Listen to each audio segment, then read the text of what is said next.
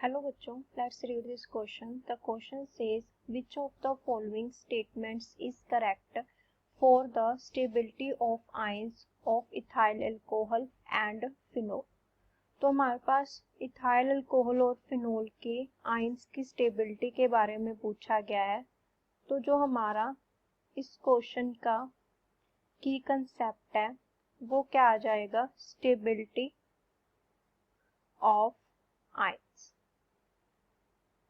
मतलब हमारे पास H positive loose करने के बाद जो आयन है वो क्यों स्टेबल हो रहा है, उसका हमने रीजन फाइंड करना है। तो अगर हम बात करें फिनोल की,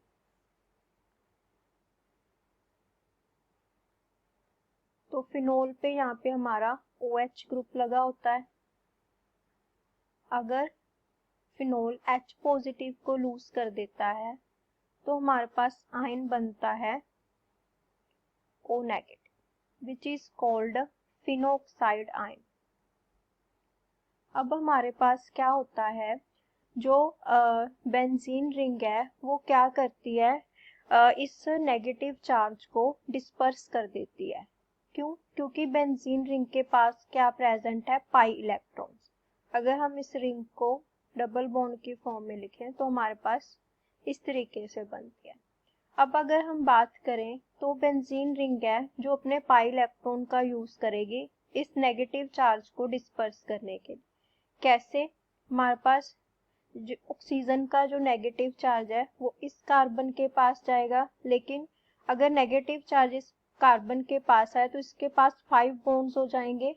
तो ये हम लेकिन जो कार्बन है वो अपनी +4 में स्टेबल है, इसीलिए ये अपना ये वाला बॉन्ड यहाँ पे शिफ्ट कर दे। तो हमारे पास क्या बनेगा,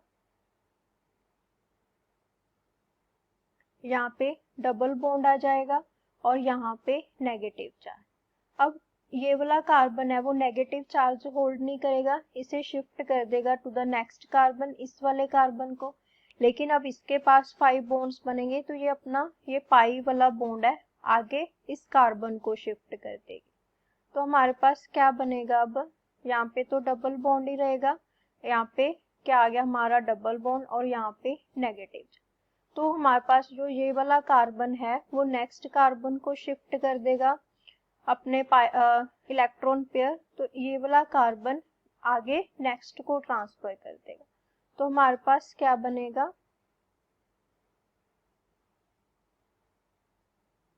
यहाँ पे डबल बॉन्ड, यहाँ पे डबल बॉन्ड और यहाँ पे नेगेटिव चार्ज। तो हमारे पास ये तीन है जो these are called resonance structures.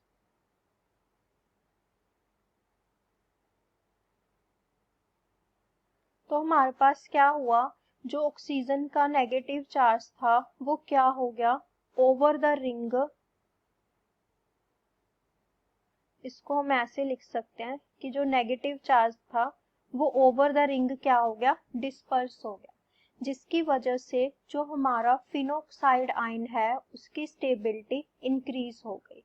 अब हमारे पास डिस्पर्सन क्यों हुई है, because of the presence of these pi electrons.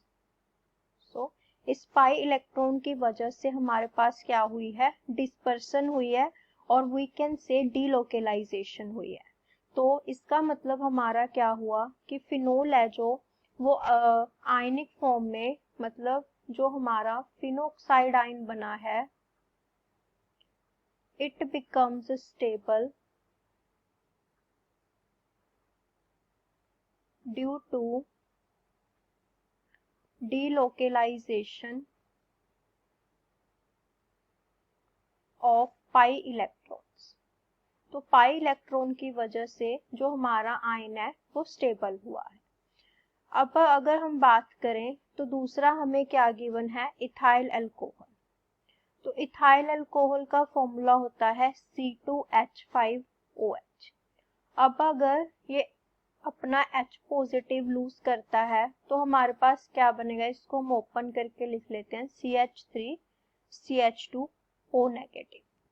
अब अगर हम बात करें तो यहाँ पे क्या है, ऑक्सीजन के नेगेटिव चार्ज को डिस्पर्स करने के लिए कोई भी पाई इलेक्ट्रॉन्स या कोई भी रिंग प्रेजेंट नहीं है तो इसकी वजह से जो हमारा नेगेटिव आयन है वो डिस्पर्स नहीं होगा।